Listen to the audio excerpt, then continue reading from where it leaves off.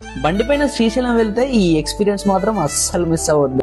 పొద్దున్నే నేను మా దోస్తుగాడైతే శ్రీశైలం బయలుదేరిపోయా. మధ్యలో కాస్త పెట్రోల్ కొట్టించుకొని కొద్ది దూరం వెళ్ళగానే ఒక చిన్న టీ తాగేసా. అలా విహరించుకుంటూ వాడు కొద్దిసేపు నేను కొద్దిసేపు బైక్ తోలుకుంటూ వెళ్ళిపోయాం. ఒక్కసారి ఆ ఘాట్ రోడ్ లోకి ఎంటర్ అవ్వగానే ఆ ప్రకృతి అందాలు అబ్బో మైమర్చిపోవాల్సిందే. మొత్తానికి అయితే ఈ శ్రీశైలం డ్యామ్ దగ్గరికి అయితే చేరుకున్నాం. చిన్నప్పుడు బుక్స్ లో చదువుకున్నాం శ్రీశైలం డ్యామ్ అని, కానీ ఇన్ని సంవత్సరాలు పట్టింది ఇక్కడికి రావడానికి. డ్యామ్ పక్కనే గుడి ఉందనిపిస్తుంది, కానీ డ్యామ్ కి గుడికి మాత్రం చాలా దూరం ఉంటుంది.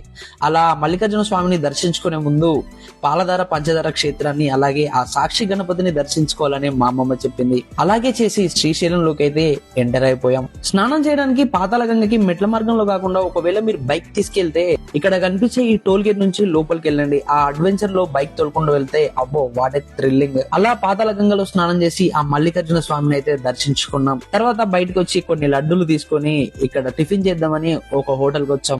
మీరు మాత్రం ఈ హోటల్లో అస్సలు తినకండి, చాలా అంటే చాలా దరిద్రంగా ఉంది. అలా కైలాస శిఖరం చేరుకొని మోక్ష మార్గం పొందుదాం అనుకున్నాం, కానీ అక్కడ చాలా మంది ఉండి లేట్ అయ్యేసరికి ఇంటికి బయలుదేరిపోయాం. ఓం నమ శివాయ.